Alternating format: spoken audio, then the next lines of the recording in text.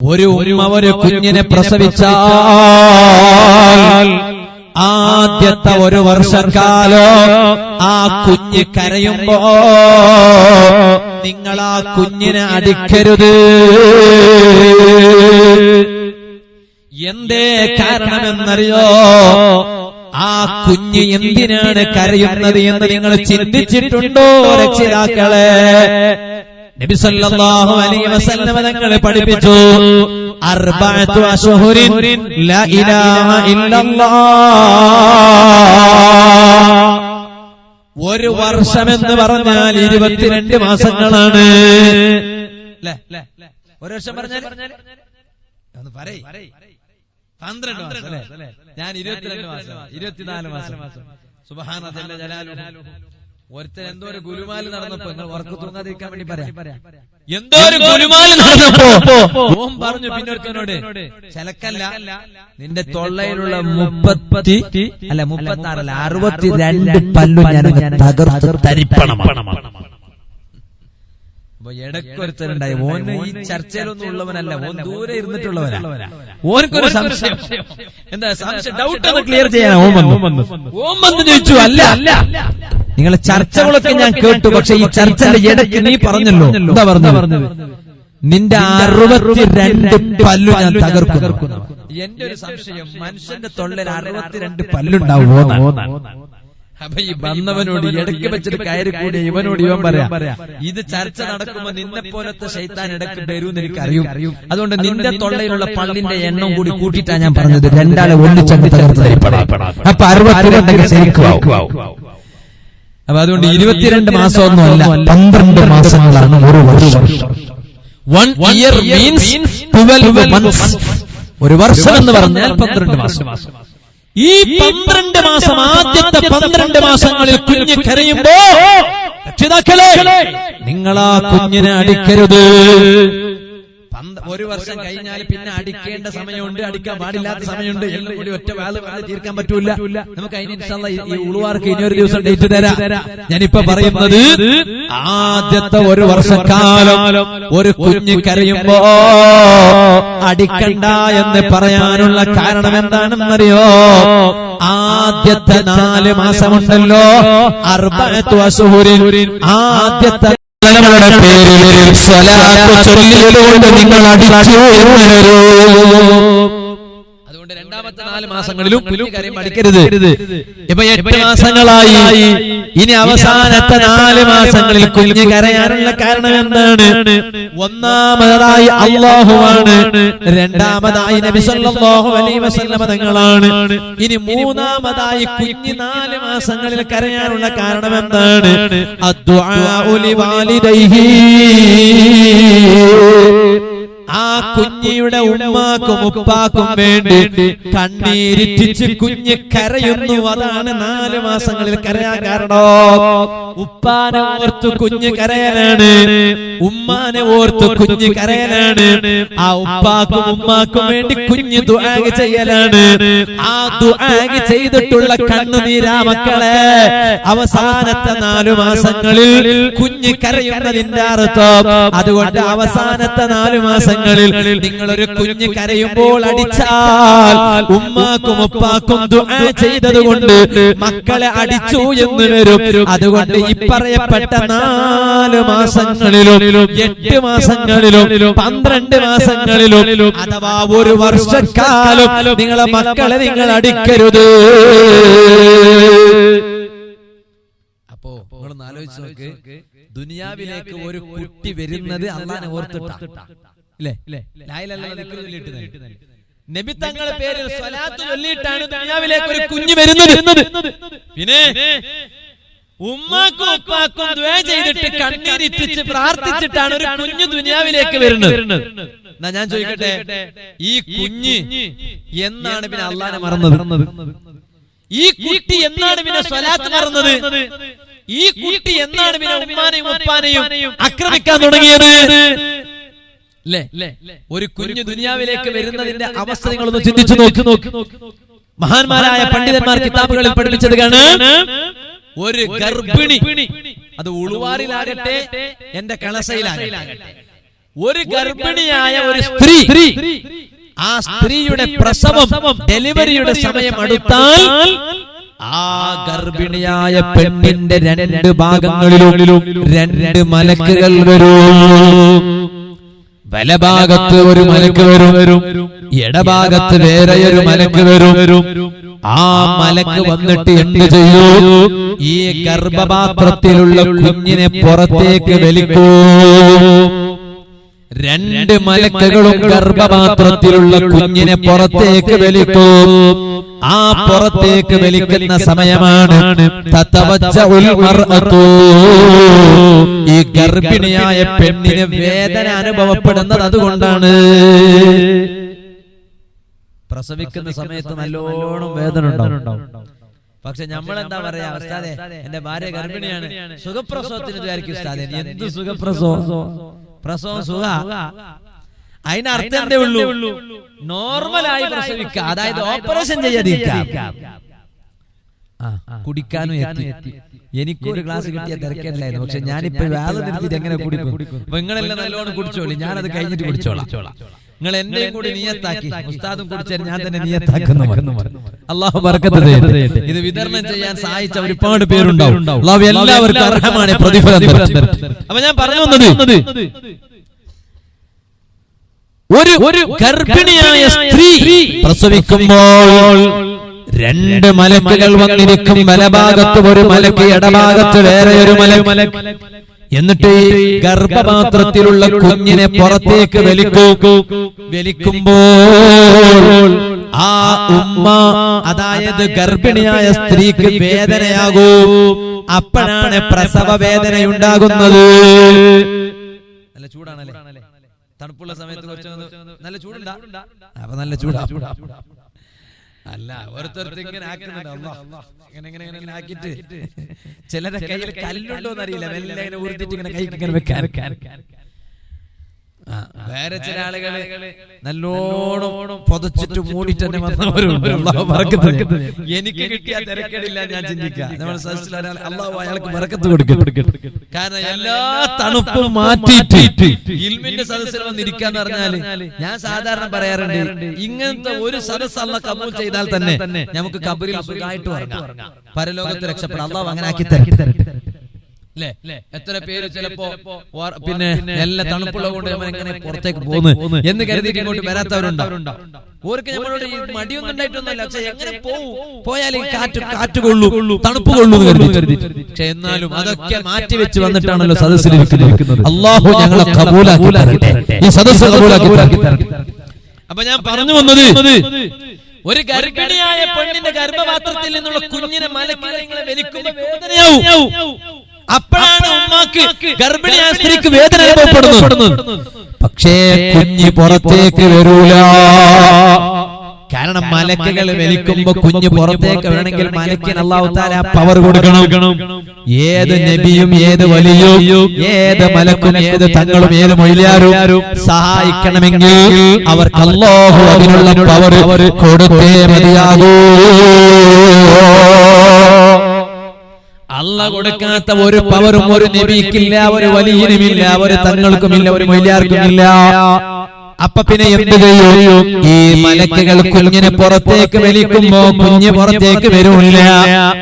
അപ്പോ ഈ മലക്കുകൾ ഏതൊരു കുഞ്ഞിനെയാണോ പുറത്തേക്ക് വലിക്കുന്നത്, ആ കുഞ്ഞിനെ അല്ലാഹു വിളിക്കും അബ്ദീ,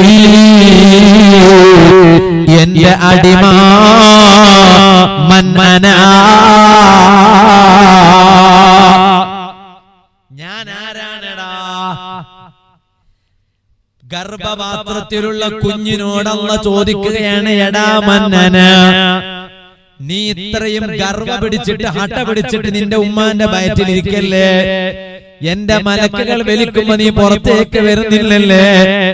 ഞാൻ ആരാടാ എന്ന് നിനക്കറിയാമോ? അപ്പോഴാണ് വയറ്റിലുള്ള കുഞ്ഞ് പറയുകയാണ്,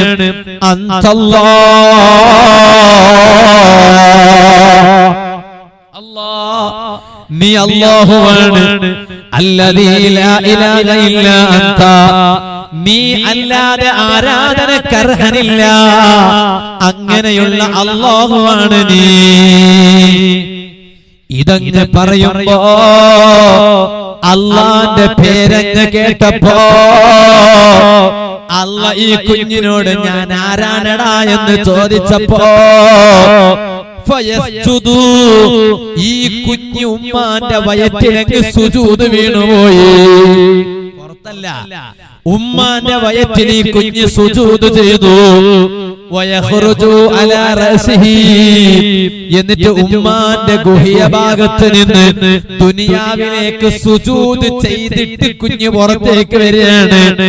അതുകൊണ്ടല്ലേ നിങ്ങൾ ശ്രദ്ധിച്ചിട്ടുണ്ടോ എന്ന് എനിക്കറിയില്ല, ഏതൊരു ഉമ്മ ഒരു കുഞ്ഞിനെ പ്രസവിക്കുമ്പോ ആദ്യമായി ഉമ്മാന്റെ ഉദരത്തിൽ നിന്ന് പുറത്തേക്ക് വരുന്നത് കുഞ്ഞിന്റെ കാലോ തലയോ? ഞങ്ങൾ ആരും പ്രസവിച്ചിട്ടില്ല, ഞങ്ങൾ ആർക്കും അറിയില്ല അല്ലെ? ശരിയാ. എന്നാലും നിങ്ങൾക്ക് ഒന്ന് പറഞ്ഞത് മനസ്സിലാണ്ടാവൂലേ? ഏതാണ് കാല വര? കാല തലയാ? തല. എന്തേ കാരണോ? ഉമ്മാന്റെ വയറ്റിന്റെ ഉള്ളിൽ കുഞ്ഞ് സുജൂദ് വീണതാണ്. ആ സുജൂദ് വീണപ്പോ അങ്ങനെ തന്നെ പുറത്തേക്ക് വന്നതാണ്. അതുകൊണ്ടാണ് ചിലർ പറയും, ഡോക്ടർ വന്നിട്ട് പറയും, ചിലപ്പോ സമയം ഞങ്ങൾ നോക്കൂ, നമ്മൾ നോക്കിയിട്ട് നോർമലായി പ്രസവം പറ്റൂല എങ്കിൽ ഓപ്പറേഷൻ ചെയ്യേണ്ടി വരും. കാരണം കുഞ്ഞിന്റെ തല ഇപ്പോഴും താഴെ വന്നിട്ടില്ല. എന്തേ ഡോക്ടറിന്റെ അത്ര നിർബന്ധം? പുറത്തേക്ക് വരുമ്പോ ആദ്യമായി കുഞ്ഞിന്റെ തല വരണമെന്ന്. എന്തേ നിർബന്ധം ഡോക്ടറിന്? അത് ഡോക്ടറിന്റെ നിർബന്ധമല്ല, അള്ളാന്റെ നിർബന്ധമാണ്, അള്ളാന്റെ തീരുമാനമാണ്. എന്റെ ഒരു അടിമ, ആ അടിമയുടെ ഉമ്മാന്റെ ഉദരത്തിൽ നിന്ന് പുറത്തേക്ക് വരുമ്പോ എനിക്ക് വേണ്ടി സുജൂദ് ചെയ്യാതെ വരാൻ പാടില്ല. അതുകൊണ്ടാണല്ലോ തല ആദ്യം പുറത്തു വരുന്നു. ഈ കിതാബിലുണ്ട് ആ സംഭവം. നുസ്ഹത്തുൽ മജാലിസ് വ മുൻതഖബുൻ നഫായിസ് എന്ന കിതാബിൽ ബഹുമാനപ്പെട്ട ശൈഖ് അബ്ദുറഹ്മാൻ അസ്സഫൂരി അശ്ശാഫിഈ റളിയല്ലാഹു അൻഹു രേഖപ്പെടുത്തിയിട്ടുണ്ട്. വെറുതെ ബടായി പൊട്ടിച്ചതല്ല അവ പറഞ്ഞു വന്നത്.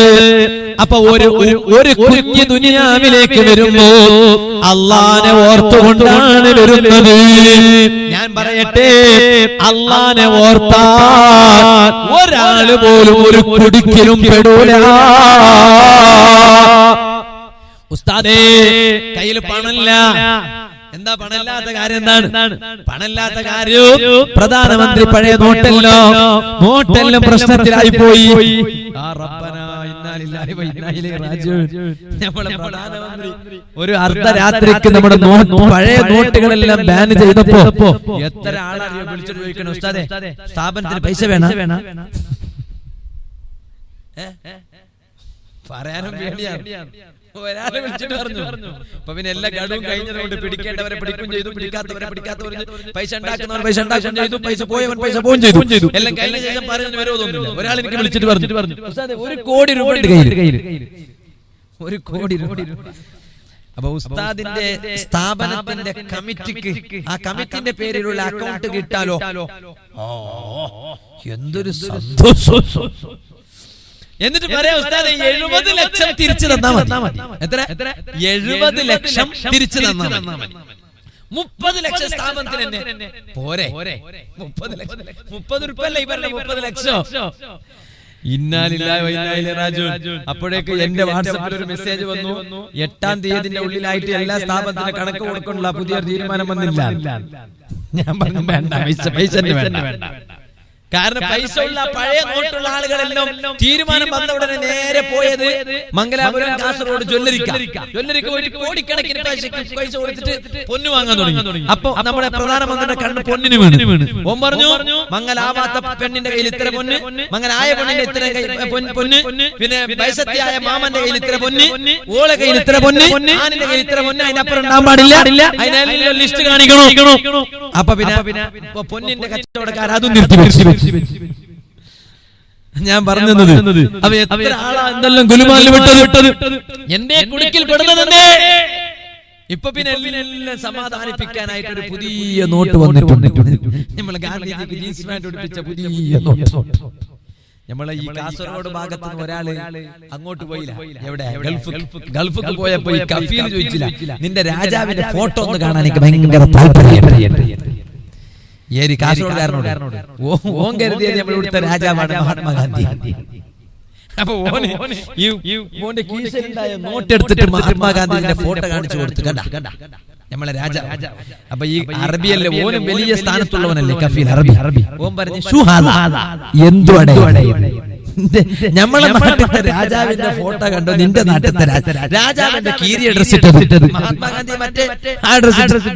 അപ്പൊ ഇവന് ആള് കാസർഗോഡുകാരനല്ലേ, പറഞ്ഞിട്ട് ഓൻ കുടുങ്ങൂലല്ലോ. ലോകത്ത് എവിടെ പോയാലും കാസർഗോഡുകാരൻ കുടുങ്ങൂല. എന്റെ കളസക്കാരൻ ചിലപ്പോ കുടുങ്ങിയേക്കോ, യാ റബ്ബന കാസർഗോഡുകാരൻ കുടുങ്ങൂല. നല്ല മനുഷ്യന്മാർ അള്ളാഹു വലിയ ഇങ്ങനത്തെ ചിരിക്കുന്ന സന്തോഷമായില്ലേ നിങ്ങൾക്ക്? അള്ളാഹു ഇത് കാസർഗോഡ് ജില്ലല്ലേ. പിന്നെ അപ്പൊ ഞാൻ പറഞ്ഞു, അപ്പൊ ഇവൻ പറഞ്ഞു ഇത് നമ്മളെ രാജാവന്നെ. പക്ഷെ രാജാവ് എപ്പോ ഇടുന്ന ഡ്രസ്സൊന്നും അല്ലാതെ അത് ഉംറയ്ക്ക് വന്നപ്പോ എടുത്ത ഡ്രസ് എടുത്ത ഫോട്ടോ ആണ്. അപ്പൊ ഇപ്പൊ പിന്നെ എന്താക്കി, നല്ല ജീൻസ് പാന്റ് തന്നെ കൊടുത്ത് 2000 പുതിയ ജീൻസ് പാന്റിന്റെ ഫോട്ടോ. സഹോദരന്മാരെ, ഞാൻ പറഞ്ഞു വന്നത്, ഏത് പ്രയാസം മനുഷ്യന് വരുന്നത് എപ്പോഴാണെന്നറിയോ? അല്ലാഹുവിന്റെ സ്മരണ കൈവിടുമ്പോഴാ. ഇല്ലേ, ചരിത്രത്തിൽ കാണാം, ബഹുമാനപ്പെട്ട ജുനൈദുൽ ബഗ്ദാദി റളിയല്ലാഹു അൻഹു ആരാണ്? വലിയ മഹാനാണ്, വലിയ വലിയാണ്. ആ വലിയായ മഹാന്റെ അടുത്ത് ഒരു ഭാര്യ തന്റെ ഭർത്താവിന്റെ കംപ്ലൈന്റ് പറയാൻ വേണ്ടി വന്നിട്ട് പറഞ്ഞു, അല്ല ഇമാമേ, എന്റെ ഭർത്താവ് രണ്ടാമത്തൊരു കല്യാണം കഴിക്കാൻ പുറപ്പെട്ടിട്ടുണ്ട്. ഈ പെണ്ണ് വന്നിട്ട് പറഞ്ഞു, എന്റെ ഭർത്താവ് രണ്ടാമത്തൊരു കല്യാണം കഴിക്കാൻ പുറപ്പെട്ടിട്ടുണ്ട്. അപ്പൊ ജുനൈദുൽ ബഗ്ദാദി റളിയല്ലാഹു അൻഹു പറഞ്ഞു, അതിനെന്താ പ്രശ്നം? കാരണം എന്താ, ഒരാൾക്ക് 4 വരെ കെട്ടാമെന്നല്ലേ മസ്അല. ഇനി ഇതും കേട്ടിട്ട് ചിലപ്പോ പോയിട്ട് നിങ്ങൾ നാളെ തന്നെ രണ്ടാമത്തത്, മറ്റന്നാള് മൂന്നാമത്തത്, അതിന്റെ പിറ്റന്നാള് നാലാമത്തത്, പിന്നെ ഒന്നാമത്തെ മരിച്ച ഉടനെ 5ാമത്തെ പേരെ, അങ്ങനെ ഒന്നും ചെയ്യാൻ പോയിരണ്ട. ഒന്നുകൊണ്ട് മതിയാക്കുക. ഇനി ചിലപ്പോ 1-ലധികം കെട്ടിയവർ സദസ്സിലുണ്ടാകാം, എന്നാ പിന്നെ 2 കൊണ്ട് മതിയാക്കുക. ചിലപ്പോ 2-ലധികം കെട്ടിയവർ ഉണ്ടാകാം, എന്നാ 3 കൊണ്ട് മതിയാക്കുക. ചിലപ്പോ 3ഉം കഴിഞ്ഞിട്ട് 4 കെട്ടിയവർ ചിലപ്പോ ഉണ്ടാകാം, എന്നാ 4 കൊണ്ട് മതിയാക്കുക. അതിന്റെ അപ്പുറം പോകണ്ട. ജുനൈദുൽ ബഗ്ദാദി റളിയല്ലാഹു അൻഹു അടുത്ത് വന്നിട്ട് ഈ പെണ്ണ് പറയാണ്, എന്റെ ഭർത്താവ് രണ്ടാമത്തെ കല്യാണം കഴിക്കാൻ തീരുമാനിച്ചിട്ടുണ്ട്. നിങ്ങൾ എന്റെ ഭർത്താവിനെ വിളിച്ചിട്ട് ഉപദേശിക്കണോ? ജുനൈദുൽ ബഗ്ദാദി റളിയല്ലാഹു അൻഹു ചോദിച്ചു, അതിനെന്താ പ്രശ്നം? 4 വരെ കെട്ടാനാണല്ലോ മസാല പറഞ്ഞു. അപ്പൊ ഈ പറഞ്ഞു, അല്ല ഇമാമേ, നിങ്ങളൊരു അന്യ പുരുഷനാണ്, ഞാനൊരു അന്യ സ്ത്രീയാണ്. അന്യ പുരുഷൻ അന്യ പെണ്ണിന്റെ മുഖം നോക്കാൻ പാടില്ല. അതുകൊണ്ടാണ് ഞാൻ നിങ്ങൾക്ക് എന്റെ മുഖം കാണിക്കാത്തത്. ഒരു പക്ഷേ നിങ്ങൾ അന്യ പുരുഷനായ നിങ്ങൾക്ക് അന്യ പെണ്ണായ എന്റെ മുഖം നോക്കാൻ അനുവദനീയമായിരുന്നുവെങ്കിൽ ഞാൻ എന്റെ മുഖം നിങ്ങൾക്ക് വെളിവാക്കി കാണിക്കുമായിരുന്നു. അങ്ങനെ നിങ്ങൾ എന്റെ മുഖം നോക്കിയാൽ നിങ്ങൾ പറയൂ, എന്റെ ഭർത്താവിന് വട്ട് എന്ന് പറയൂ. എന്റെ ഭർത്താവിന് എന്തെന്ന് പറയും? വട്ട്. വട്ട് എന്ന് പറഞ്ഞാൽ അപ്പൊ പിരാന്ത് എന്ന് പറയും. എന്താ ഇത്ര നല്ല ചന്തത്തെ പെണ്ണുണ്ടായിട്ട് പിന്നൊരു പെണ്ണിന് മംഗലാവാൻ പോവാൻ നിൽക്കുന്നല്ലേ ഇവന്? മോന്റെ അത്ര വലിയ വട്ട് വരെ ആരുമില്ല. ഉമ്മമാരെ, നിങ്ങളെ ഭർത്താക്കന്മാര് നിങ്ങളെ ആളുകളായിട്ട് നിർത്തേണ്ടത് നിങ്ങളെ നിയന്ത്രണത്തിലാവുള്ളത്. അത് നിങ്ങളെ നിയന്ത്രണം. ചിലപ്പോ നിങ്ങളെ ഭർത്താക്കന്മാര് വഴിതെറ്റിയാൽ അതിന്റെ കാരണം നിങ്ങൾ മോശക്കാരായതുകൊണ്ടാണ്. കാരണം എന്താണ്? എന്റെ ഭാര്യ എന്നെ നിയന്ത്രിക്കുന്നില്ല എന്നാണ് അതിന്റെ അർത്ഥം. ഞാനിപ്പോ കഴിഞ്ഞ് വന്നിട്ട് സ്റ്റേജ് കഴിഞ്ഞിട്ട് വാഹനത്തിൽ കയറുമ്പോൾ ഓടി വരുന്നുണ്ട് ഒരു ബാല്യക്കാരൻ. ചെറുപ്പക്കാരൻ ഓടിയോണ്ട് വരുന്നു. എന്തിനു? ഒരു ചെറിയൊരു സംഖ്യ എന്റെ കയ്യിൽ തരും ചെയ്തു. ദർശനം എന്ന് പറഞ്ഞിട്ട് ഒരു സംഖ്യ. വലിയ സന്തോഷമാണ്. ദർശനം തരുമ്പോ നമുക്ക് തന്നില്ലെങ്കിൽ തരും. ദർശനം വലിയൊരു സന്തോഷം. അപ്പൊ ഞാൻ എന്തിനാണ് ദ്വാരക്കേണ്ടത്? അപ്പൊ പറഞ്ഞു, ഉസ്താദേ, എന്റെ ഭാര്യന്റെ സ്വഭാവം നന്നാൻ വേണ്ടി ദ്വാരക്കണം.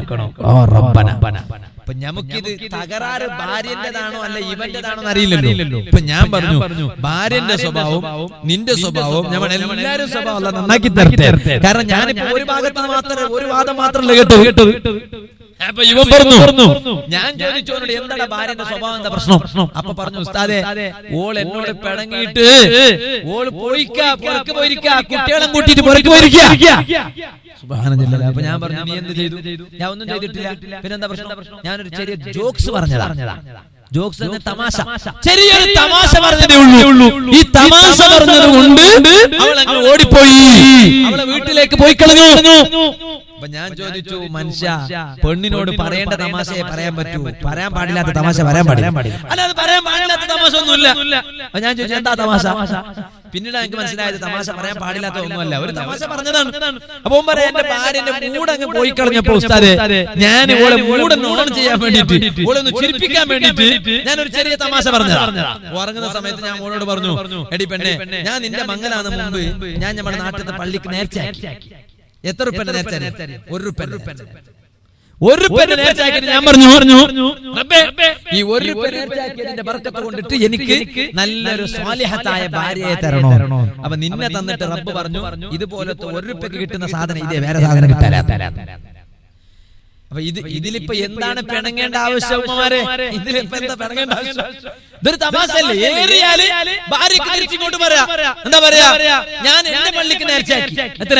1 റുപ്യ അല്ല, പിന്നെ നാൽക്കണ പറഞ്ഞ 25 പൈസ, 50 പൈസ, 25 പൈസ നേർച്ചയാക്കിട്ട് ഞാൻ പറഞ്ഞു, പഠിച്ച റബ്ബേ, പിന്നെ എനിക്ക് നല്ലൊരു പുതിയാപ്പിളനെ തരണമെന്ന് ഞാൻ പറഞ്ഞു. അപ്പൊ റബ്ബ് നിങ്ങളെ തന്നിട്ട് പറഞ്ഞു, 25 പൈസക്ക് കിട്ടുന്ന സാധനം ഇതന്നെ, അതിന്റെ അപ്പുറത്ത് വേറെ ഒന്നും കിട്ടാൻ, അത് കുറച്ച് നേർച്ച വലുതാക്കണം. അപ്പൊ അങ്ങനെ പറഞ്ഞ തീർന്നല്ലോ, പിന്നെ അതിന്റെ പേരിൽ എന്തിനാ ഗുരുമാല്? ഞാൻ പറഞ്ഞു വന്നത് നിങ്ങൾ ആലോചിക്കണം.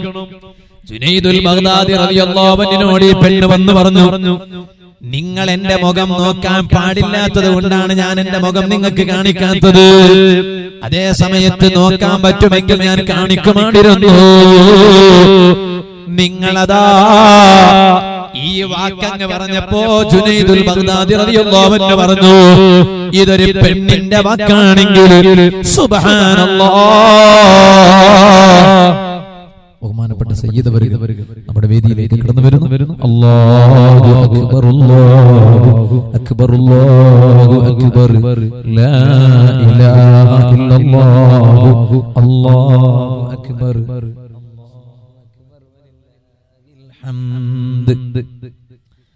ഇൻഷാ അല്ലാഹ്. അപ്പൊ ഞാൻ എന്റെ സംസാരം പറഞ്ഞു വെച്ച വിഷയം എന്താണ്? ജുനൈദുൽ ബഗ്ദാദി റളിയല്ലാഹു അൻഹു പറഞ്ഞു, ഒരു പെണ്ണിന്റെ വാക്കാണ് ഇത് എങ്കിൽ എന്റെ യജമാനനായ ആ അല്ലാഹു പറഞ്ഞിരുന്നെങ്കിൽ എത്ര നന്നാടിരുന്നു. ഏറ്റവും അർഹതയുള്ളത് അല്ലാഹ് ഇതുപോലൊരു വാക്ക് പറയലല്ലേ. എന്താണ്? അല്ലാഹു ആകുന്ന എന്നെ കാണാനുള്ള അധികാരം ദുനിയാവിൽ ഒരാൾക്ക് ഞാന് നബി സല്ലല്ലാഹു അലൈഹി വസല്ലമ തങ്ങളല്ലാത്ത എല്ലാവർക്കും കാണാൻ പറ്റുമെന്ന നിയമം ഞാൻ പാസാക്കിയിരുന്നുവെങ്കിൽ എന്റെ അടിമയുടെ മനസ്സിൽ എന്നെ കുറിച്ചുള്ള ചിന്തയല്ലാത്ത വേറെ ഒരു ചിന്ത കടന്നു വരുമായിരുന്നില്ല. ഈ പെണ്ണ് പറയേണ്ട വാക്ക് ഇതിനേക്കാളും അർഹതയുള്ളത് അല്ലാഹ് പറയലാണ്. ജുനൈദുൽ ബഗ്ദാദി റളിയല്ലാഹു അൻഹു പറഞ്ഞില്ലേ, ഞാൻ എന്തിനാണ് ഇത് പറഞ്ഞത്? അതാ ഒരു സ്വാലിഹായ ഒരു മനുഷ്യൻ, അയാൾ ഒരു മത്സ്യം പിടിച്ചു. അയാളൊരു മീൻപിടുത്തക്കാരനാണ്, മത്സ്യപിടുത്തക്കാരനാണ്. ഇമാം അബ്ദുറഹ്മാൻ അസ്സഫൂരി റളിയല്ലാഹു അൻഹു നുസ്അത്തുൽ മജാലിസ് എന്ന നേരത്തെ പറഞ്ഞ കിതാബിൽ ഈ സംഭവം രേഖപ്പെടുത്തിയിട്ടുണ്ട്. ഒരു സ്വാലിഹായ മനുഷ്യനാണ്. കാന റജുലുൻ സാലിഹുൻ ബിൽ ഹിന്ദി, ഇന്ത്യയിൽ ഒരു നല്ല മനുഷ്യനുണ്ടായിരുന്നു. ആ മനുഷ്യൻ എന്താ മീൻപിടുത്തക്കാരനാണ്. ഒരു ദിവസം അതാ വല കൊണ്ടുപോയി. മീൻ പിടിക്കുന്ന സാധനത്തിന് ഉപയോഗിക്കുന്ന സാധനം ആ വല കൊണ്ടുപോയി. നമ്മളെ ഭാഗത്ത് ബല പിന്നൊന്നിന് പറയും, ഉമ്മമാർക്ക് കിട്ടുന്നതാണല്ലേ അതിനോട് ബല നമ്മളെ അവിടെ ബല ഇരിക്കട്ടെ. അപ്പൊ ഈ ബല പിടിച്ചിട്ട് മീൻപിടുത്തക്കാരനായ ഇയാള് അതാ വക്കത്ത് പോയി, പുഴയുടെ വക്കത്ത് പോയി. അവിടെ ഓരോ മീനങ്ങ് പിടിക്കുകയാണ്. ഒരു മീനെ പിടിച്ച ഉടനെ തൊട്ടടുത്ത് മകളുണ്ട്. ആ മീനിനെ മകളെ കയ്യിൽ കൊടുക്കുന്നു. രണ്ടാമത്തെ മീൻ പിടിച്ച ഉടനെ മകളെ കയ്യിൽ കൊടുക്കുന്നു. ഈ മകൾ എന്ത് ചെയ്യുന്നു? ബാപ്പ ഏതൊരു പുഴയിൽ നിന്നാണോ മീൻ പിടിക്കുന്നത്, ഈ മകളെ കയ്യിൽ മീൻ കിട്ടിയ ഉടനെ അതേ പുഴയിലേക്ക് വീണ്ടും ഈ മത്സ്യത്തെ വിടുന്നു. മോള് ബാപ്പ മീൻ പിടിക്കാണ്, മോള് അതേ പുഴയിലേക്ക് ഈ മത്സ്യത്തെ വിടുകയാണ്. ഏകദേശം ഒരു 100 മീൻ പിടിച്ചു. ഈ 100 മീൻ പിടിച്ചിട്ടും ബാപ്പാക്ക് വല്ലാത്ത സമാധാനാണ്. ഒരു 100 മത്സ്യം കിട്ടിയല്ലോ. മെല്ലെ മകളോട് ചോദിച്ചു, എവിടെ മോളെ മത്സ്യം എവിടെ? മകൾ പറഞ്ഞു, ബാപ്പ ഞാൻ അതെല്ലാം വെള്ളത്തിലങ്ങ് വിട്ടേച്ചു. സുബ്ഹാനല്ലാഹ്, എന്തൊരു മുസീബത്താണ്. ഞാൻ എടുത്തിട്ട് മുഴുവൻ നിനക്ക് തന്നത് അതേ കച്ചവടത്തിനാണല്ലോ, വീണ്ടും ആ വെള്ളത്തിൽ വിടാനല്ലോ. ആ മകൾ പറഞ്ഞു, ബാപ്പ നിങ്ങൾ വെള്ളത്തിൽ നിന്ന് പിടിച്ചു എന്റെ കയ്യിൽ ഏൽപ്പിച്ച മത്സ്യത്തെ ഞാൻ വീണ്ടും അതേ പുഴയിലങ്ങ് വിട്ടേക്കാനുള്ള കാരണം എന്താണ്? അങ്ങ് പറയുന്ന ഒരു വാക്ക് ഞാൻ കേട്ടിട്ടുണ്ട്. ഹബീബായ നബി സല്ലല്ലാഹു അലൈഹി വസല്ലം തങ്ങളുടെ ഒരു ഹദീസായി അവിടുന്ന് എന്റെ പിതാവായ അവിടുന്ന് പറഞ്ഞത് ഞാൻ കേട്ടിട്ടുണ്ട്. അതെന്താണെന്നറിയോ? ലാ തഖഉ സമകതു ഫീ ശബകതി ഇല്ലാ ഇദാ ഗഫലത അൻ ദിക്രില്ലാ. ഒരു മത്സ്യം ഒരാള് വെള്ളത്തിലങ്ങ് ബലയിട്ടാൽ ആ ബലയിൽ ഒരു മത്സ്യം കുടുങ്ങണമെങ്കിൽ ആ മത്സ്യം അല്ലാഹുവിന്റെ ദിക്റിനെ തൊട്ട് ശ്രദ്ധയില്ലാത്ത നേരത്താകണോ. അല്ലാഹുവിന്റെ ദിക്റ് ചൊല്ലുന്ന നേരമാണെങ്കിൽ ഒരൊറ്റ ബലയിലും ഒരു മത്സ്യവും കുടുങ്ങില്ല. അപ്പൊ ഒരു മീൻപിടുത്തക്കാരൻ ഒരു ബല കൊണ്ടുപോയി പുഴയിലങ്ങിട്ടാൽ ആ ബലയിൽ ഒരു മത്സ്യം കുടുങ്ങണമെങ്കിൽ ഇല്ല ഇദാ ഗഫലത അൻ ദിക്രില്ലാ, അല്ലാഹുവിന്റെ സ്മരണയെ തൊട്ട് ആ മത്സ്യം അശ്രദ്ധയുള്ളതായാലാണ്. കണ്ടോ? അപ്പൊ പിന്നെ അല്ലെങ്കിൽ ഒരു മത്സ്യവും ഒരു ബലയിൽ വന്ന് കുടുങ്ങൂല. അള്ളാന്റെ സ്മരണ എപ്പോഴും ഉണ്ടെങ്കിൽ എല്ലാ ജീവികളും അല്ലാഹുവിനെ ഓർക്കുകയാണ്. തവള എന്നൊരു ജീവിയില്ലേ, കപ്പ എന്ന് പറയും, ഫ്രോഗ് എന്ന് ഇംഗ്ലീഷിൽ പറയും, കന്നഡയിൽ കപ്പ എന്ന് പറയൂ. കപ്പ അല്ലേ? ഈ കിളങ്ങില്ലേ, കപ്പ. തങ്ങളെ നാട്ടിൽ കപ്പ ബിരിയാണി എന്ന് പറയും. മലപ്പുറം ജില്ലയിൽ കപ്പ മരക്കിളങ്ങില്ലേ, എന്താ പറയാ, കിഴങ്ങ്. അവിടെ കപ്പ എന്ന് പറയും. അതിനൊരു മീനെല്ലാം ഉണ്ടാക്കിട്ട് കുളച്ചാലുണ്ടല്ലോ, എന്തൊരു രസറിയോ. നമുക്ക് ഇത്തവണ കിട്ടിയിട്ടില്ല, അടുത്ത വേദന വന്നാൽ അത് കിട്ടുമോ നോക്കാം. ഞാൻ ഇവിടെ വന്നപ്പോൾ ഇന്ന് യഥാർത്ഥത്തിൽ നമ്മൾ ആ നേരത്തെ പറഞ്ഞ ആ ഉമ്മ മരിച്ച വീട്ടിൽ അവിടെയായിരുന്നു ഭക്ഷണം. ഇന്നലെയും അവിടെയാണ് എല്ലാവർക്കും ഭക്ഷണം. അല്ലാഹു അതിനൊക്കെ സ്വർഗത്തിലുള്ള ഭക്ഷണങ്ങളാക്കി കബൂൽ ചെയ്യട്ടെ. ഇന്നും അവിടെയായിരുന്നു ഭക്ഷണം. പക്ഷേ മരിച്ചതുകൊണ്ട്, മരണപ്പെട്ടതുകൊണ്ട് ഇന്ന് തൽക്കാലം വേറെ ഒരു വീട്ടിലായിരുന്നു ഭക്ഷണം. അല്ലാഹു ഭക്ഷണം തന്നവർക്ക് സ്വർഗത്തിന്റെ ഭക്ഷണം കൊടുക്കട്ടെ. എല്ലാവർക്കും, ഈ സദസ്സിലുള്ള എല്ലാവർക്കും അല്ലാഹു സ്വർഗ്ഗത്തിൽ ഭക്ഷണം നൽകട്ടെ. ഞാൻ എന്റെ സംസാരം നിർത്തുന്നു. പറഞ്ഞു വന്നത്, ആ കപ്പ എന്ന ജീവിയില്ലേ തവള, ആ തവളയെ നിങ്ങൾ കൊല്ലരുത്. ചില ആളുകൾ വീട്ടിൽ തവള വന്നപ്പോഴേക്ക് എന്നെ പേടിച്ചുപോയി. ഉസ്താദേ, ആരോ മാട്ടമന്ത്രം എന്തോ ആക്കിയെന്ന് തോന്നുന്നുണ്ട്. കാരണം തവള വീട്ടിൽ വന്നിട്ടുണ്ട്. ഉമ്മമാരെ, നിങ്ങൾക്കാണ് ആ സൂക്കേട് കൂടുതലുള്ളത്. കൂടുതൽ ആ മാട്ടമന്ത്രത്തിന്റെ പിന്നിൽ പോകുന്ന സൂക്കേട് നിങ്ങൾക്കാ ഉള്ളത്. ഉമ്മമാരെ, നിങ്ങൾക്ക് പറഞ്ഞാൽ നിങ്ങളെ വർഗത്തിൽപ്പെട്ടവർക്കാണ്. ഉളുവാറിലെ ഉമ്മമാർക്ക് അത്തരത്തിലുള്ള സൂക്കേടൊന്നും ഇല്ല, നമുക്കറിയാം. അതേസമയത്ത് നിങ്ങളെ വർഗത്തിൽപ്പെട്ട പെണ്ണുങ്ങൾക്ക് ആ സൂക്കേട് കൂടുതലാണ്. ഒരു വീട്ടിന്റെ ഉള്ളിലേക്ക് സുബ്ഹാനല്ലാഹ് മഴക്കാലത്ത് ചിലപ്പോൾ തവള വരും. അല്ലെങ്കിൽ നല്ല പച്ച പിടിച്ച സ്ഥലമാണെങ്കിൽ വെള്ളമുള്ള സ്ഥലങ്ങളിൽ ചിലപ്പോൾ തവള വരും. അത് വന്നപ്പോഴേക്ക് അപ്പുറത്തെ പുറക്കാരൻ മന്ത്രാക്കിനി, ഇപ്പുറത്തെ പുറക്കാരൻ ഭസ്മ ചൊരിച്ചിനി, മറ്റേ പുറക്കാരൻ മാട്ടാക്കിനി. അങ്ങനത്തെ ഒരു ചിന്തയിലും പെട്ടുപോകണ്ട. സുബ്ഹാനല്ലാഹ്, ചിലപ്പോ ഇവിടെ ഒരു ചെറിയ വേദന വന്നപ്പോഴേക്ക് ഞാൻ നോക്കിയുണ്ടായി, എന്തോ ചെയ്തില്ല, അതേ ഇവിടെ വേദന. അങ്ങനെ ഒരു ചിന്ത വരരുത്. ഇതിന്റെ അർത്ഥം മാറ്റമില്ല എന്നല്ല, മന്ത്രമില്ല എന്നല്ല. സിഹിറുണ്ട്, അതിന് മന്ത്രവുമുണ്ട്, അതിന് ധാരാളം തെളിവുണ്ട്. അതിപ്പോ ഞാൻ കടക്കുന്നില്ല. ഒരു കാലഘട്ടത്തെ പുത്തൻവാദികൾ മന്ത്രം, തന്ത്രം, കുന്ത്രം എന്നെല്ലാം പറഞ്ഞ് പരിഹസിച്ചിരുന്നു. ഇന്ന് അതേ പുത്തൻവാദികൾ സുബ്ഹാനല്ലാഹ് മന്ത്രിക്കാൻ പറ്റുമെന്ന ഫത്വയിലേക്ക് എത്തിയിട്ടുണ്ട്. മന്ത്രം മാത്രമല്ല, ഖുർആന്റെ സീഡി വെച്ച് കേട്ടാലും ശിഫയാണെന്ന് പറയാൻ വരെ എത്തിയിട്ടുണ്ട്. ഇരിക്കട്ടെ, ഇവിടെ അത്രക്കാരില്ലാത്തതുകൊണ്ട് ഞാൻ ആ ഭാഗത്തേക്ക് കൊടുക്കുന്നില്ല. ഞാൻ ചുരുക്കുകയാണ്. ആ തവളയെ നിങ്ങൾ കണ്ടാൽ നിങ്ങൾ തവളയെ കൊല്ലരുത്. കാരണം തവളക്ക് നല്ലൊരു സ്വഭാവമുണ്ട്. എന്താണ് തവളക്കുള്ള സ്വഭാവം എന്നല്ലേ? എപ്പോഴും അല്ലാഹുവിന്റെ ദിക്ർ ചൊല്ലുന്ന ജീവിയാണ് തവള. അപ്പൊ നിങ്ങളൊരു ജീവിയെ കൊന്നാൽ, ആ തവള എന്ന ജീവിയെ നിങ്ങൾ കൊന്നാൽ എപ്പോഴും ദിക്ർ ചൊല്ലുന്ന ജീവിയെ കൊല്ലലാവും. അതുകൊണ്ട് നിങ്ങൾ കൊല്ലരുത് കേട്ടോ. ഞാൻ എന്റെ സംസാരം അങ്ങ് ചുരുക്കട്ടെ. ചെറുപ്പക്കാരെ, തങ്ങൾ നമ്മുടെ വേദിയിലെത്തി. ഇനി അമിതമായി പ്രഭാഷണം നടത്തുന്നത് ഭൂഷണമല്ല എന്ന് മനസ്സിലാക്കി ഞാൻ അങ്ങ് ചുരുക്കുന്നു. മഹാന്മാരെ അനുസ്മരിക്കുന്നത് എന്തിനാണ്? എല്ലാ മഹാന്മാരെ അനുസ്മരിക്കുന്നത് അല്ലാഹുവിലേക്ക് എത്താനാ. താജുൽ ഉലമ അല്ലാഹുവിലേക്ക് ലയിച്ചത് എങ്ങനെയാണ്? നൂറുൽ ഉലമ അല്ലാഹുവിലേക്ക് എത്തിയത് എങ്ങനെയാണ്? എന്തേ കാരണം?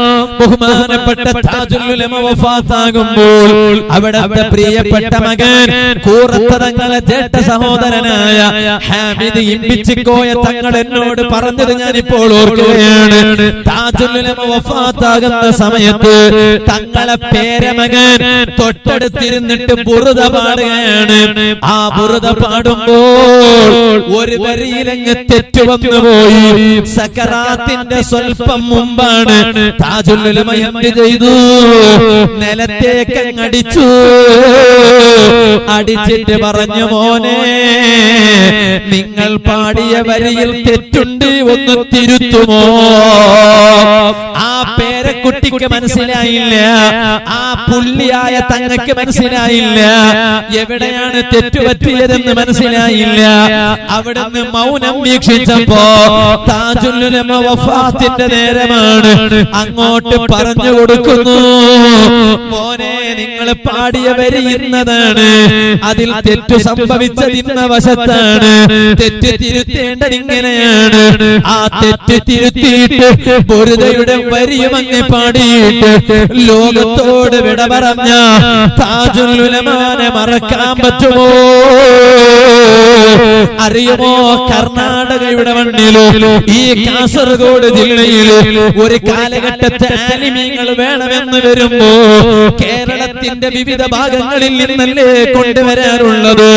ബഹുമാനപ്പെട്ട താജുൽ ഉലമ കർണാടകയുടെ അനുഗ്രഹീത പ്രസിദ്ധ കേന്ദ്രമായ ഉള്ളാളത്ത് വന്ന് 60 വർഷങ്ങളിലേറെയായി മുതഅല്ലിമീങ്ങൾക്ക് ദർസ് ചൊല്ലിക്കൊടുത്തു. അവിടെ മദനിമാരായ പണ്ഡിതന്മാര് സമൂഹത്തിന് സമർപ്പിച്ചപ്പോ ധാരാളം ശിഷ്യന്മാര് കർണാടക സ്റ്റേറ്റിൽ വന്നു, കാസർഗോഡ് ജില്ലയുടെ വിവിധ ഭാഗങ്ങളിൽ വന്നു. ആ മദനിമാരായ താജുൽ ഉലമയുടെ ശിഷ്യന്മാരുടെ ശിഷ്യന്മാര് രംഗത്ത് വന്നു. അങ്ങനെയല്ലേ ഈ ഭാഗത്ത് സുന്നത്ത് ജമാഅത്ത് കടന്നു വന്നത്. അതുകൊണ്ട് ചെറുപ്പക്കാരാ, താജുൽ ഉലമാനെ മറക്കാൻ പറ്റൂല. നൂറുൽ ഉലമ എംഎ ഉസ്താദ് ആരാണ് അറിയുമോ? ഇന്ന് നമ്മുടെ പള്ളികളുടെ പരിസരത്ത് മദ്രസയുണ്ട്. നമ്മുടെ ചെറിയ മക്കൾക്ക് മതവിദ്യാഭ്യാസത്തിന്റെ പ്രാഥമിക ഭാഗങ്ങൾ നുകർന്നു കൊടുക്കുന്ന വശങ്ങളാണ് മദ്രസാ വിദ്യാഭ്യാസം. ആ മദ്രസാ വിദ്യാഭ്യാസത്തിന്റെ സംവിധാനം നമ്മുടെ നാടുകളിൽ കടന്നു വരാനുള്ള കാരണമാരാണ്? ബഹുമാനപ്പെട്ട നൂറുൽ ഉലമ എംഎ ഉസ്താദ് വടകരയിൽ ചേർന്ന സമസ്തയുടെ യോഗത്തിൽ മദ്രസാ സംവിധാനത്തിന്റെ പ്രസക്തിയെ അവിടുന്ന് തുറന്നു പറഞ്ഞപ്പോ ഇന്ന് നമ്മുടെ നാടുകളിൽ മദ്രസാ സംവിധാനമുണ്ട്. ചോദിക്കട്ടെ, എംഎ ഉസ്താദിനെ മറക്കാൻ പറ്റുമോ? ബഹുമാനപ്പെട്ട ശംസുൽ ഉലമാ ഇ.കെ. ഉസ്താദ് ഒരുപാട് കാലം സുന്നത്ത് ജമാഅത്തിന്റെ ദീപശിഖ ഉയർത്തിപ്പിടിച്ച് സുന്നത്ത് ജമാഅത്തിന്റെ ശബ്ദമാണി നിലനിന്നിരുന്ന ബഹുമാനപ്പെട്ട കണ്ണിയത്ത് ഉസ്താദും തദൈവ അവരെയൊന്നും നമുക്ക് മറക്കാൻ പറ്റൂല. ഇവിടെ ഒരുമിച്ച് കൂടിയ കേരളത്തിന്റെ കഷ്ണങ്ങളായ ചെറുപ്പക്കാരോട് ഒറ്റ കാര്യമേ പറയാനുള്ളൂ. താജുൽ ഉലമ രക്ഷപ്പെടാൻ വകുപ്പുണ്ട്. 60 വർഷങ്ങളിലേറെയായി ദർസ് നടത്തിയ മഹാനാണ്. 11 റക്അത്തും വിത്ർ നിസ്കരിക്കുന്ന മഹാനാണ്. തഹജ്ജുദ് ജീവിതത്തിൽ മുടക്കാത്ത മഹാനാണ്. സ്വലാത്ത് കൈവിടാത്ത മഹാനാണ്. എം.എ. ഉസ്താദിന് രക്ഷപ്പെടാൻ ജാമിഅ സഅദിയ മദി. ഇന്നും ജാമിഅ സഅദിയുടെ തിരുമുറ്റത്ത് കല്ലട്ട ഹാജിയുടെ പരിസരത്തായി കണ്ടില്ലേ എം.എ. ഉസ്താദ് അവിടുത്തെ അനുഗ്രഹീതമായ ജാമിഅ സഅദിയുടെ മുറ്റത്ത് വിശ്രമിക്കുന്നത് കാണുന്നില്ലേ? എത്ര പേരാണ് അവിടെ പോയി യാസീൻ ഓതി അതിയ ചെയ്യുന്നത്? നിങ്ങൾ ആലോചിക്കണം. എം.എ. ഉസ്താദിനെ രക്ഷപ്പെടാൻ അത് മതി. ശംസുൽ ഉലമാക്ക് രക്ഷപ്പെടാൻ അവിടുത്തെ പാണ്ഡിത്യവും ഇബാദത്തും മതി. കണ്ണിയത്ത് ഉസ്താദിനും അതുപോലെ, എല്ലാ മഹാന്മാരും അതുപോലെ. എന്നാൽ ചെറുപ്പക്കാരാ നമുക്കെന്തുണ്ട്? സുൽത്താനുൽ ഉലമാ ശൈഖുനാ ഉസ്താദ് അവர்கள் അല്ലാഹു അവിടുത്തെ കരങ്ങൾക്ക് ആഫിയത്ത് നൽകട്ടെ, ശക്തി പകർന്നു കൊടുക്കട്ടെ. അവിടുന്ന് 85 വയസ്സ് കഴിഞ്ഞിട്ട് ഏകദേശം 80ന്റെ അടുത്ത് വന്നിട്ട് ഒരു നല്ല കെൽപ്പുള്ള ചെറുപ്പക്കാരനെ പോലെ ഓടി നടക്കുന്ന ആദരണീയരായ ഗുരുവര്യർ ശൈഖുനാ സുൽത്താനുൽ ഉലമാ ഉസ്താദ് അവர்கள் ആർക്ക് വേണ്ടിയാ ഓടി നടക്കുന്നത്? അവിടുത്തെ ഭാര്യ മക്കൾക്ക് വേണ്ടിയാണോ? അവിടുത്തെ വീട്ടുകാർക്ക് വേണ്ടിയാണോ? കുടുംബത്തിന് വേണ്ടിയാണോ? ചോദിക്കട്ടെ ചെറുപ്പക്കാരാ, 25,000 വരുന്ന മക്കള് ഒരൊറ്റ ക്യാമ്പസിന്റെ ഉള്ളിലായി മതഭൗതിക സമന്വയ വിദ്യാഭ്യാസം നുകരുന്ന ഒരു കേന്ദ്രം സുൽത്താനുൽ ഉലമയുടെ കേന്ദ്രമായ മർക്കസല്ലാത്ത വേറെയൊരു കേന്ദ്രമുണ്ടോ? മർക്കസിന്റെ ഒരു ദിവസത്തിന്റെ ചെലവ് എത്രയാണ്? 3 ലക്ഷങ്ങളിലേറെയാണ്. സുബ്ഹാനല്ലാഹ്, 10 ദിവസത്തിന്റെ ചെലവ് എത്രയാണ്? 35 ലക്ഷങ്ങളിലേറെയാണ്. 12 മാസങ്ങളുടെ ചെലവ് എത്രയാണ്? 1 കോടിയിലേറെയാണ്.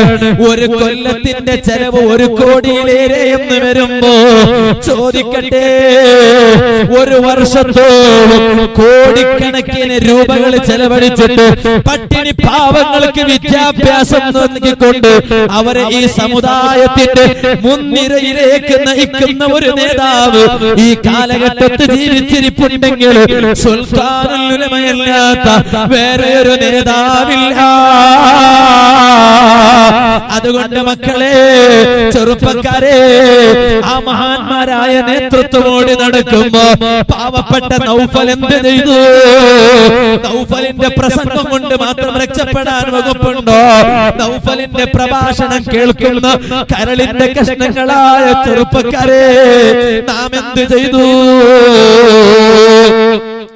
ഇവിടെ നമുക്ക് ആശ്വസിക്കാൻ ഒരു വകുപ്പുണ്ട്. അൽഹംദുലില്ലാ, ഇവിടെ SYSന്റെ പതാക കയ്യിൽ പിടിച്ച്, SSFന്റെ പതാക കയ്യിൽ പിടിച്ച് ഓടി നടക്കുന്ന ചെറുപ്പക്കാരെ, നമുക്ക് ആശ്വസിക്കാൻ ഒരു വകുപ്പുണ്ട്. എന്തേ കാരണം? ഇതിന്റെ തലപ്പത്തിരുന്ന നേതൃത്വം നൽകിയ മഹാന്മാർ അവർ നമ്മുടെ കരങ്ങളിൽ ഏൽപ്പിച്ചു തന്ന ഈ ദൗത്യം, ഈ പതാക കയ്യിലേന്തി ഈ ദൗത്യ നിർവഹണത്തിന് വേണ്ടി ഓടി നടന്നാൽ നാളെ അർശിന്റെ തണലുണ്ട്.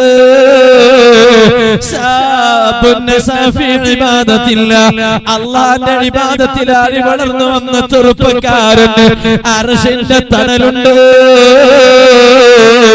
ഓർത്തുപോകുന്നു, ഈ അടുത്ത് കേരളത്തിലെ നാദാപുരം എന്ന സ്ഥലത്ത് സാധുവായ ഞാൻ വാവിന് പോയപ്പോ അവിടെയുള്ള SSFന്റെ ചെറുപ്പക്കാർ അബ്ബാസ് എന്ന പേരുള്ള ഒരു ചെറുപ്പക്കാരൻ ഈ പരിപാടി ഓൺലൈനിലൂടെ വീക്ഷിക്കുന്നുണ്ടാകുന്ന ഞാൻ മനസ്സിലാക്കുന്നത് എന്നെ കൂട്ടിക്കൊണ്ടുപോയി നോക്കുമ്പോ പരിസരത്ത് കണ്ണോത്ത് എന്നൊരു പള്ളിയുണ്ട്.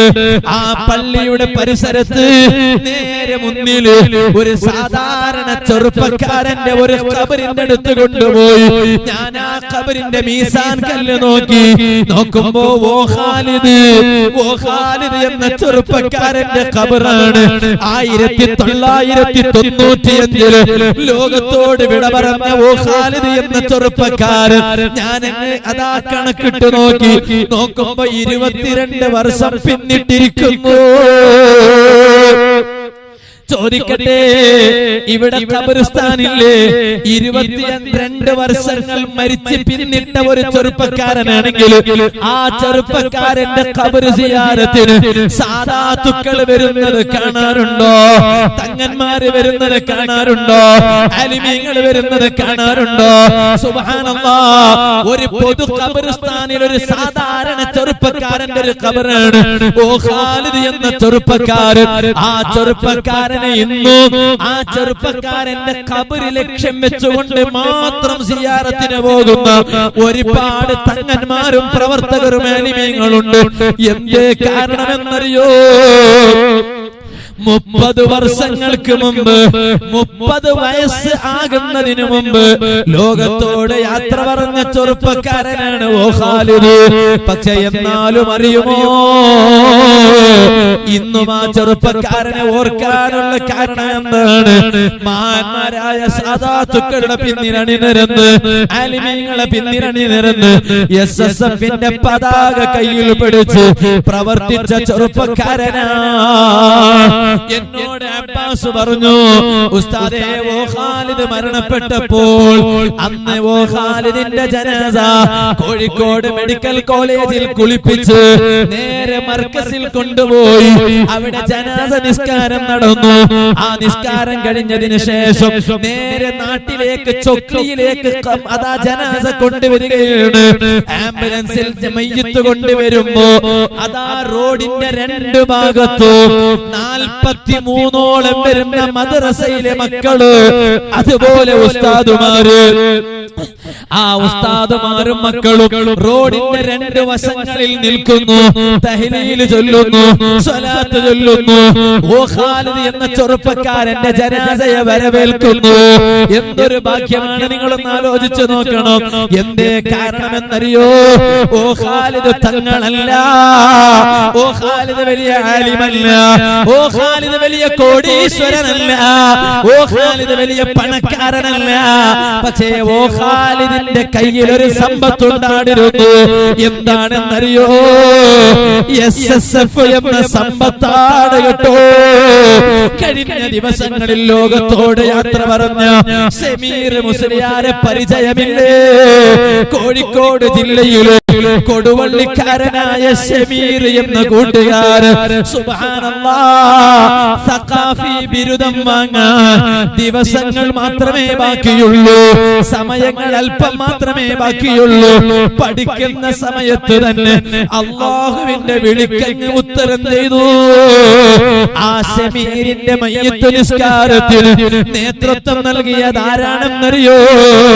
ഈ പ്രസ്ഥാനത്തിന്റെ തുടിപ്പും എല്ലാമായ സുൽത്താനുൽ ഉലമാ ഉസ്താദ് അവരുകളാണ്.